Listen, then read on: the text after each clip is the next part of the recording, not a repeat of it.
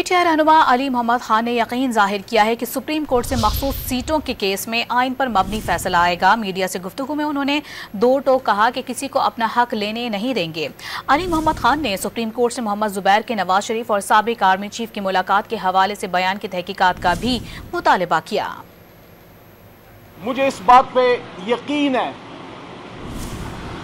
گمان نہیں یقین ہے کہ یہاں سے آئین پہ مبنی فیصلہ آئے گا انشاءاللہ۔